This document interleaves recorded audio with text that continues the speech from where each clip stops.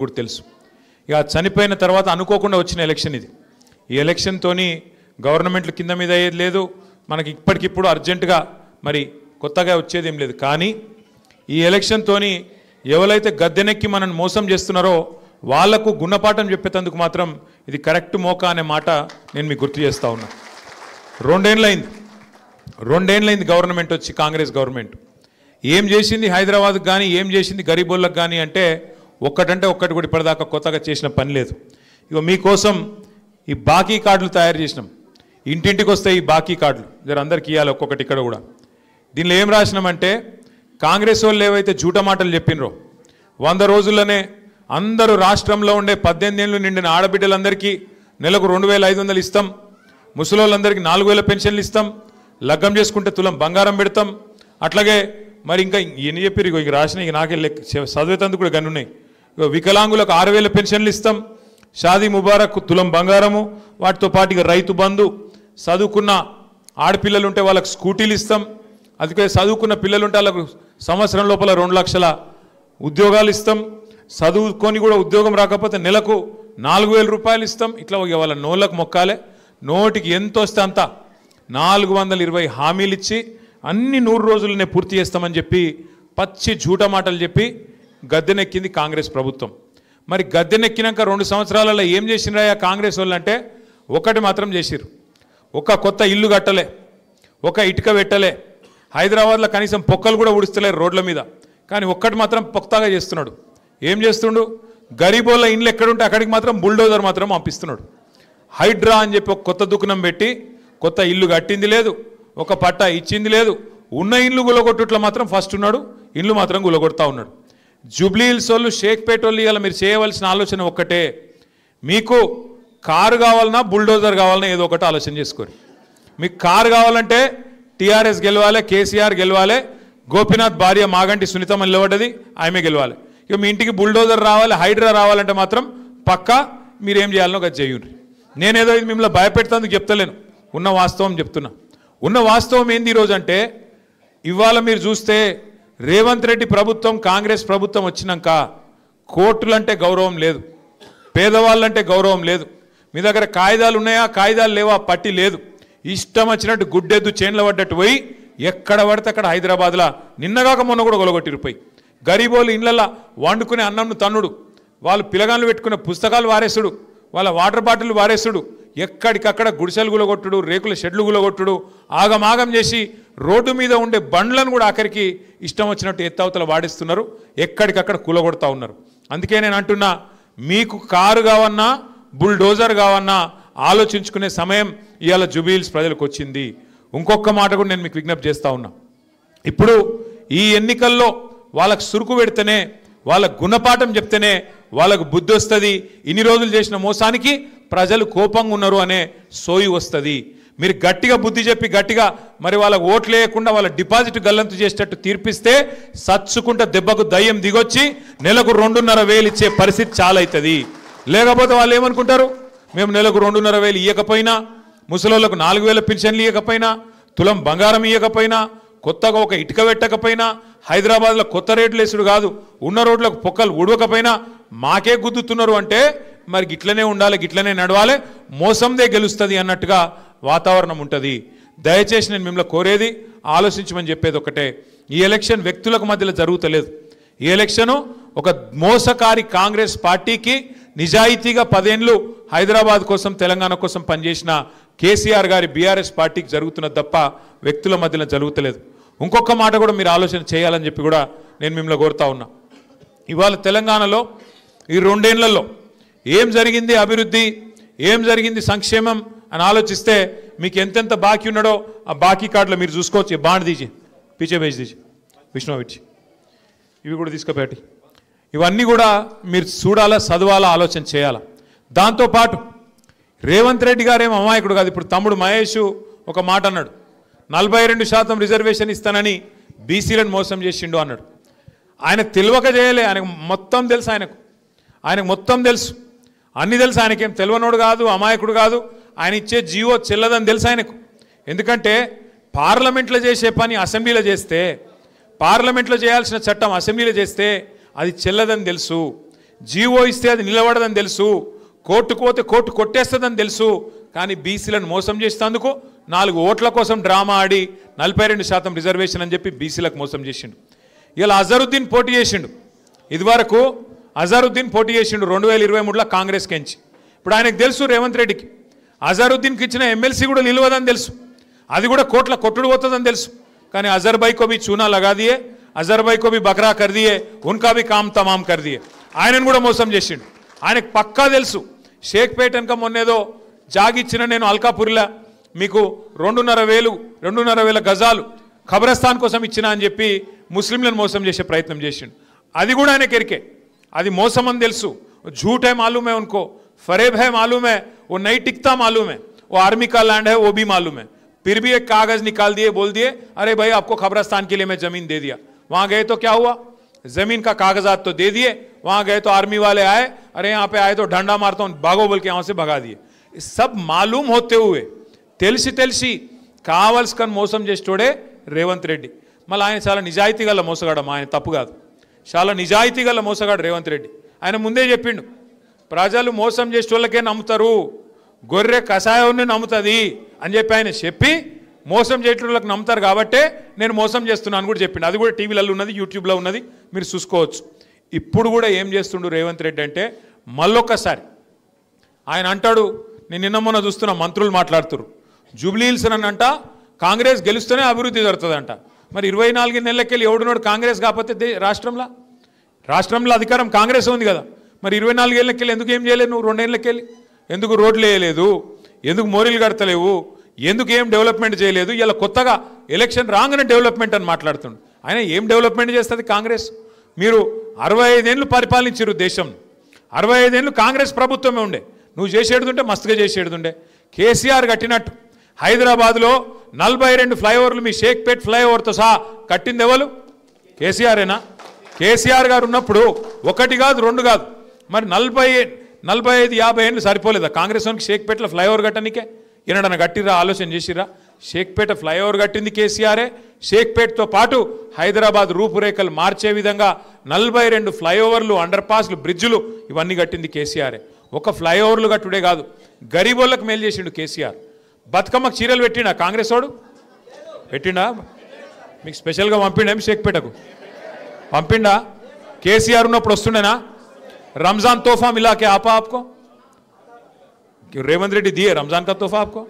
केसीआर देते थे, बतुकम्मा में हिंदू बहनों को साड़ी देते थे, रमजान के टाइम पे आपको तोहफा देते थे.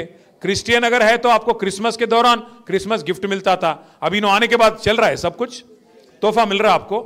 कुछ तोहफा नहीं, कुछ नहीं. सारे बैंगन के बातें करना, हथेली में जन्नत दिखा के वोट आ लेना, बस वोट मिल गया, गद्दी मिल गई, गद्दी पे बैठ के चूना लगाना, भाग जाना, बस उतना ही है. बैंगन के बातें समझते ना आप? हैदराबाद में बोलते ना बैंगन के बातें करना ही ना बोल के. रेवंत रेड्डी जो है, कांग्रेस पार्टी जो है, बैंगन के बातें करने में माहिर है. क्या क्या बोले?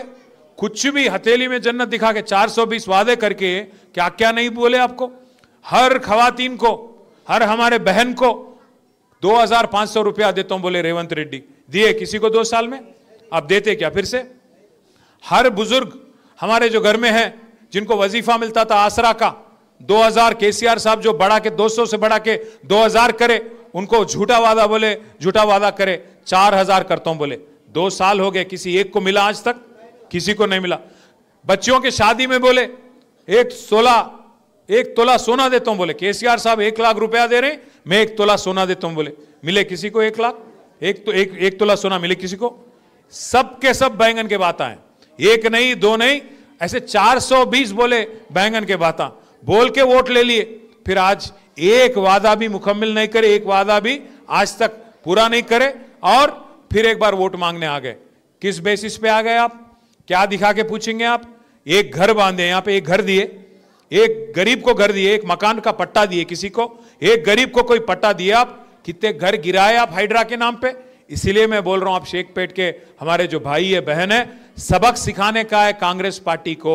अगर ये इलेक्शन कांग्रेस हारता उसका कोई नुकसान नहीं होता, उसका हुकूमत नहीं खत्म होता, पर उनको एहसास होता कि अवाम गुस्से में है. ఈ ఎలక్షన్ల కాంగ్రెస్ ఓడిపోతే వాళ్ళకి వచ్చిన నష్టం ఏం లేదు, సర్కార్ ఏం పడిపోదు.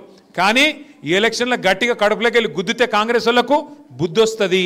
అగో ప్రజలు కోపం మీద ఉన్నారు, 2,500 రూపాయలు ఇవ్వకపోతే ఆడపిల్లలు ఊకోరు, స్కూటీలు ఇవ్వకపోతే ఊకోరు, జూట మాటలు చెప్పి ఓట్లు దొబ్బి తర్వాత మళ్ళీ మాట తప్పితే ఊకోరు, బుద్ధి చెప్తారు, రేపు అడ్రస్ లేకుండా డిపాజిట్లు గల్లంతు చేస్తారు అని ఒక భయం పెట్టాలంటే, కాంగ్రెస్ కడుపులా బుగులు ఉట్టాలంటే ఈ ఎలక్షన్లో ఖచ్చితంగా కాంగ్రెస్ క్యాండిడేట్ది డిపాజిట్ కూడా లేకుండా ఓడగొట్టే జిమ్మెదారి దయచేసి తీసుకోవాలి. భయపెడతారు వచ్చి నాకు తెలుసు. ఇక మన బస్తీలకు వస్తారు. నిన్న మొన్నటిదాకా పత్తలేని కాంగ్రెస్ వాడు వస్తాడు, ఇంటింటికి వస్తాడు, అక్క అంటాడు, చెల్లె అంటాడు, వదినే అంటాడు, కోడలు అంటాడు, వరసలు కలుపుతాడు, మస్తు కథలు చెప్తారు. ఇక నువ్వు గెలిపి ఓటు గుద్దు వస్తూనే ఉన్నాయి పైసలు. కేసీఆర్ మొత్తం అప్పుల పాలు చేసిపోయింది, ఏం చెప్పాలి నీకు, ఏం బాగా రేవంత్ రెడ్డి బాగా కష్టపడుతుండు అని బిల్డప్లు ఇస్తారు. నేను ఒక్క మాట అడుగుతున్నా, కరోనా వచ్చింది యాదికుందా అందరికీ, మర్చిపోయారా? 5 ఏళ్ల కిందట కరోనా వచ్చింది. కరోనా వచ్చినప్పుడు ఎవరైనా అనుకున్నామా మూతికి బట్టలు కట్టుకొని ఇళ్లలో కూర్చోబడుతుందని? మొత్తం కారోబార్ బంద్ అయింది. కరోనా వచ్చినప్పుడు మొత్తంగా రాష్ట్రంలో, దేశంలో, ప్రపంచంలో కారోబార్ బంద్. సున్నా, ప్రభుత్వం దగ్గర ఆదాయం సున్నా, ఒక్క పైస లేదు, బుడ్డ పైస లేదు ప్రభుత్వంలో. మరి అప్పుడు పెన్షన్లు ఆగినాయా కేసీఆర్ ఇచ్చేటి? కళ్యాణ లక్ష్మి చెక్కులు ఆగినాయా? రైతు బంద్ ఆగిందా? కేసీఆర్ కిట్లు ఆగినాయా? మరి సున్నా పైసలు ఉన్నప్పుడు, రూపాయి ఆదాయం లేనప్పుడు కేసీఆర్ ఇచ్చిండెట్లా? మరి ఇంత మంచి రాష్ట్రాన్ని నీ చేతిలో పెట్టిపోతే నువ్వు ఇస్తలేవెట్లా? 2 ఏళ్ళు అయిపోయాయి కదా, 2 ఏళ్ళు సరిపోలేదు అయ్యనికే? ఇంకా కూడా తొంపులు పెట్టుడు, ఇంకా కూడా కేసీఆర్ మీద బదనాం పెట్టుడు, కేసీఆర్ని తిట్టుడు. मैं कल परसों एक देखा था, कोई अच्छा पोटा है, कोई रील बनाया, हैदराबाद का पोटा कोई जबरदस्त रील बनाया.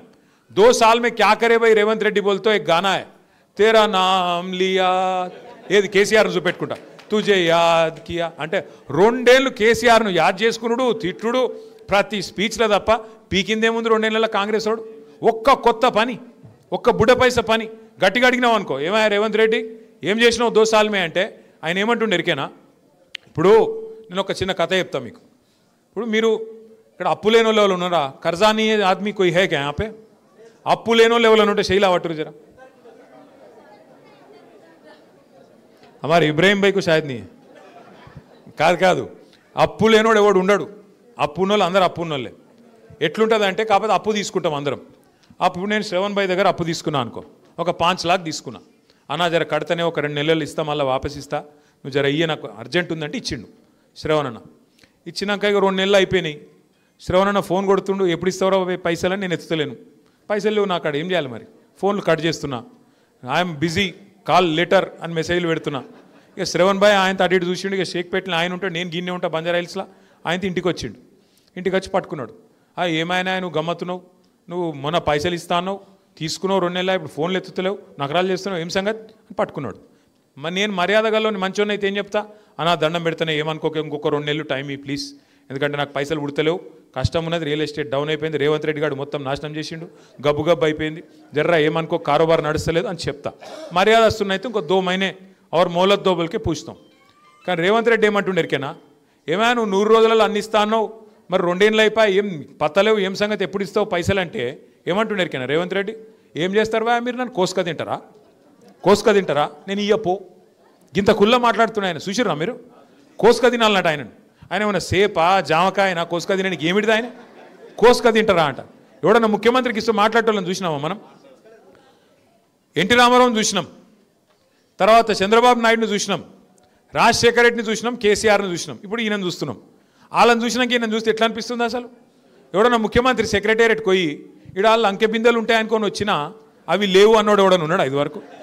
ఇక గిసొంటోడు లంకె బిందెలు ఎవడు ఎత్తుకుతాడమ్మా, నాకు అర్థం కాదు. ఎవరు గసంటోళ్ళు ఎత్తుకుతారు, పాకెట్ మార్గాలు, దొంగలు. ఎవడన్నా ముఖ్యమంత్రి మాట్లాడతాడు గట్ల మాట? ఇంకా ఘోరం. ఆయన భాష ఏం భాష అది? నీ గుడ్లు వీకి గోటీలాడతా, నీ పేగులు తీసి మెడలేసుకుంటా. పేగులు మెడలేసుకుంది నేను నాకు అర్థం కాదు, బోటి కొట్టడం నువ్వేమన్నా? పేగులు మెడలేసుకుంటా, గుడ్లు వీకి గోటీలాడతా, ఎవడన్నా ముఖ్యమంత్రి మాట్లాడే మాటలా? ఇంకా ఘోరం ఏమిటి తెలుసా? ఇగో ఇప్పుడు బాకీ లేనోడు, అప్పు లేనోడు ఎవడు ఉండడు ప్రపంచంలో. అది రాష్ట్ర ప్రభుత్వం అయినా, మనిషి అయినా, కుటుంబం నడిపే ఒక ఆడపిల్ల అయినా అందరికీ బాకీ ఉంటుంది. మరి బాకీ ఉన్నప్పుడు ఎట్లా నడుపుతాం మనం? లోపల బనీన్కు పొక్కలున్నా మీదికెళ్ళి మాత్రం కడకంగి వేసుకొని తిరుగుతాం. ఎందుకు మరి? బయట మళ్ళీ అప్పు ఉంటానా వద్దా? రొటేషన్ తిప్పాలనా లేదా? అట్లుంటుంది కథ. కానీ రేవంత్ రెడ్డి ఏం చేస్తుండు? మా రాష్ట్రం దివాలా తీసింది, మా రాష్ట్రం క్యాన్సర్ పేషెంట్ అయిపోయింది, మా రాష్ట్రం సంకనాకిపోయింది, నేను ఢిల్లీకి పోతే నాకు ఎవడు అపాయింట్మెంట్ ఇస్తలేడు, నన్ను దొంగ లెక్క చూస్తారు. మరి దొంగ లెక్క చూడకుండా ఎట్లా చూస్తారు నాకు అర్థం కాదు. ఇంకొక మాట అంటుండు, అపాయింట్మెంట్ ఇస్తలేరండి నాకు, ఆడ పోతే చెప్పులు ఎత్తుకపోతాడని అపాయింట్మెంట్ ఇస్తలేరంట. ఇక ఇట్లా మాట్లాడినాక ముఖ్యమంత్రి ఎవడన్నా వస్తాడు ఆ కొత్త గీడికి? ఉన్న కంపెనీలు పారిపోతాయి తప్ప ఎవడన్నా కొత్తోడు వస్తాడు? ఇక గిసొంటి అంటే అభివృద్ధి చేస్తాడు రేపు షేక్పేటకు. ఈయన కాడనే రూపాయి లేదు. తెలుగులో సామెత చెప్తారు చూడు, మింగ మెతుకులేదు కానీ మీసాలకు సంపెంగ నూనె పెట్టిండట వెనకకెవడో గట్ల. ఆయనకంటే పైసలు లేవంట, కానీ డెవలప్మెంట్ కావాలంటే కాంగ్రెస్ కోటేయాలంట. యాడికెళ్ళి చేస్తావు డెవలప్మెంట్ మరి పైసలు లేకపోతే? దయచేసి నేను మిమ్మల్ని అడిగేది ఒకటే, ఆలోచించమని కోరేది ఒకటే, ఎలక్షను ఒక మంచి మోక మీకు. ఎందుకంటే మళ్ళీ ఇప్పుడు తప్పిపోయిందంటే మళ్ళీ జిహెచ్ఎంసీ దాకా దొరకడు కాంగ్రెస్ వాడు. ఇది పట్టుకోవాలా, బాకీ కార్డు పట్టుకొని ఇంటికి రాగానే అడగాలి, ఏం బిడ్డ వచ్చినావు, మంచిగానే వచ్చినావు, మరి ఏమైనా 55,000 రూపాయలు ఏమైనా కొడుకు అని అడగాలి. మహాలక్ష్మి పథకం కింద మీరే అన్నారు కదా నెలకు 2,500 ఇస్తామని, ఒక గ్యారంటీ కార్డు ఇచ్చిపోయినావు కదా బిడ్డ లాస్ట్ టైము, మరి ఆడవేనే పైసలు ఏం సంగతి అని చెప్పి 55,000 అక్కడ పెట్టు, ఓటేస్తా నీకే వేస్తా, 55,000 అయితే అక్కడ పెట్టిపోరా కొడుకు అని చెప్పాలి. ఇంకొక డేంజర్ కూడా ఉన్నది మీకు యాద్ చేస్తున్నా, నేను ముందే చెప్తున్నా. కాంగ్రెస్ వాళ్ళు లంగలు ఈ 2 ఏళ్ళు ఫుల్ పైసలు సంపాదించారు రేవంత్ రెడ్డి. రియల్ ఎస్టేట్ మీద వాడి, హైడ్రా పేరు మీద బిల్డర్లను వాన్ని వీన్ని గోకి గీరి గుద్ది గిచ్చి పైసలు బాగా గుంజిండు. ఫుల్ పైసలనే ఆయన కాడ. ఓటుకు 10,000 ఇచ్చినా ఇస్తాడు. మీరు ఏం చేయాలి ఎరికైనా, షేక్పేటలగినా మన ఇంటికాడికి వచ్చిర్రు అనుకో, వచ్చి పైసలు చేతిలో పెడతారు, అక్క నువ్వైతే పెట్టుకో, నువ్వైతే ఓటేయి, నీకు బాగా పరిస్థితి బాగలేదు, నాకు ఎరికే, నువ్వు మనోని గెలిపియాలి అని చెప్పి అట్లా ఇచ్చిపోతారు. మీరేం చేయాలి తెలుసా, వాళ్ళు హుషారుగాళ్ళు, వాళ్ళు కూడా కాంగ్రెస్ వాళ్ళు పైసలు చేతిలో పెట్టి మిమ్మల్ని ప్రమాణం చేయమంటారు. దేవుని పటం మీదనో, పిల్లల మీదనో, కుటుంబం మీదనో ప్రమాణం చేయమంటారు. మీరేం చేయాలి, ఒక మంచి సీక్రెట్ చెప్తాను, ఇన్నూరు జర జాగ్రత్తగా ఇన్నూరు. ఇది ఒక్కటి, అక్క జర ఫోన్ పెట్టి నీకు దండం పెడతా. మీ ఆయన మంచిగానే ఉన్నాడు ఫోన్ పెట్టి. అయితే వాళ్ళు వస్తారు, చాలా డేంజర్ ముచ్చట చెప్తున్నా, పెద్దమ్మకు చెప్పు, డేంజర్ ముచ్చట చెప్తున్నా ఇను. అయితే వాళ్ళు పైసలు ఇస్తారు, ప్రమాణం చేయమంటారు. మీరు ఏం చేయాలి ఎరికేనా, చేయి ఆపాలి, కళ్ళు మూసుకోవాలి, లోపల తుప్పాలు అనుకోవాలి, అర్థమైందా? అప్పుడు ఇంకేం ఒట్టు పెట్టినా అది చెల్లది. ఇక వాడు ఏం చెప్పమంటే చెప్పాలి, లోపల తుప్పాలు అనుకొని చెప్పాలి. ఓటు ఎటు గుద్దాలి, ఓటు ఎటు పడాలి, కారు గుర్తే పొరపాటున మళ్ళీ హాత్ పార్టీ కొట్టేస్తే మళ్ళీ హాత్ ఇస్తారు. ఇక పువ్వు పార్టీకి ఇస్తే ఇక మీకు తెలుసు అది పూజకు పనికిరాని పువ్వు, అది అర్థమైందా? ఆ పువ్వు పార్టీ పూజకు పనికిరాని పువ్వు, అది మన రాష్ట్రానికి పనికిరాని పార్టీ. అది ఎంత మాత్రం పనికిరాని పార్టీ, మనకు రూపాయి పని చేయలేవాడు, రేపు చెయ్యడు కూడా. అందుకే మళ్ళొక్కసారి హైదరాబాద్ ఉరకాలంటే, తెలంగాణ ముంగట వడాలంటే మళ్ళా కేసీఆర్ గారు ముఖ్యమంత్రి కావాలి. దానికి జూబ్లీ హిల్స్ నుంచే జైత్రయాత్ర మొదలు కావాలి. మీరు అనుకుంటుండొచ్చు ఇంకా దోసాలు ఉంది కదా, ఇంకా దోసాల తర్వాత కేసీఆర్ వస్తాడు కదా. మీరిగిన జూబ్లీ హిల్స్లో గట్టి గుద్దిర్రు అనుకో, దోసాలు కూడా ఇంతజారు చేసే అవసరం లేదు. దోసాల లోపలనే ఏం జరిగినా జరుగుతుంది, ఏమైనా జరగచ్చు. అందుకే నేను అంటున్నా, మళ్ళా మనం వచ్చినాక మంచిగా పని చేసుకుందాం. వీళ్ళతో కాంగ్రెస్ వాళ్ళతో ఊది కాలది, పీరి లేవది, ఏం కాదు వాళ్ళతోని. అలా కోటెత్తే మురిలో వారేసినట్టే, దానికంటే ఏం జరగది. అందుకే దయచేసి నేను కోరుతున్న తమ్ముడు మహేష్ని కానీ, మా డివిజన్ అధ్యక్షుడు ప్రదీప్ ఏడి వచ్చిండా, తమ్ముడు ప్రదీప్ కానీ, అట్లాగే ఇంకా మా వైద్ భాయ్ ఉన్నాడు, షకీల్ భాయ్ ఉన్నాడు, ఇంకా మా లోకల్ లీడర్లు అందరు ఉన్నారు. పేరున నేను ఎవరో పేరు చెప్పలేదో వాళ్ళందరూ మనసులో తిట్టుకోరు. మొహిద్ ఖాన్ సాబ్ అందరు మనసులో తిట్టుకోరి, బయట తిట్టుకోరి, నన్ను లోపల తిట్టుకోరి. కానీ జర్రా ఈ నెల రోజులు ఐకమత్యంగా పనిచేయండి, కలిసి కట్టుకుండుండ్రి, గట్టిగా నడువుండ్రి. దయచేసి ఒకరికోలు చెప్పుకోండి, ఒక దీపంతో ఇంకో దీపాన్ని వెలిగించినట్టు. ఇప్పుడు కాంగ్రెస్ వాళ్ళకి పైసలు బాగున్నాయి, వాళ్ళకు వాళ్ళు పోలీసు వాళ్ళు వచ్చి బెదిరిస్తారు, వీడొస్తాడు వాడొస్తాడు, ఆగమాగం ఎక్కుంటుంది, దుంకుడు ఎగురుడు ఎక్కుంటుంది. అది చూసి మీరు హైబత్ తినకూరు, ఏం కాదు. మీరు ఒక దీపంతో ఇంకో దీపం వెలిగించినట్టు ఒక్కొక్క ఆడబిడ్డ ఇంకొక ఆడబిడ్డని చెప్పాలి. మళ్ళా కేసీఆర్ని తెచ్చుకోవాలి, మన రాష్ట్రం ముంగట పడాలి, మన కారోబారు నడవాలన్నా, సంక్షేమం జరగాలన్నా, మళ్ళీ మీకు బతుకమ్మ చీర రావాలన్నా, కేసీఆర్ కిట్లు రావాలన్నా, మళ్ళా 4 ముద్దలు నోట్లకు పోవాలన్నా కేసీఆర్ గారు వస్తేనే అవుతుంది. మళ్ళీ కేసీఆర్ని తెచ్చుకోవాలనే మాట ఒక్కొక్కరం చెప్పుకోవాలి.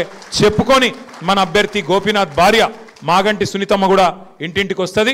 జర ఆడబిడ్డను ఆదరించండి. ఇవాళ భర్త దూరమై వాళ్ళ పిల్లలు కూడా తిరుగుతూ ఉన్నారు, వాళ్ళ తండ్రి లేక. అందరినీ కడుపులో పెట్టుకొని కాపాడండి. కేసీఆర్ గారిని మళ్ళీ మన పార్టీని గెలిపించుకొని ముంగట పోదాం. షేక్పేటలో అభివృద్ధి కార్యక్రమాలు ఇవాళ మీకు ఇచ్చే ప్రతి మాట తమ్ముడు మహేష్ కానీ, ప్రదీప్ కానీ, మన నాయకులు కానీ ఇంటింటికి వచ్చి అక్కడ మన సమస్యలుంటే మేము కూడా రాసుకుంటాం.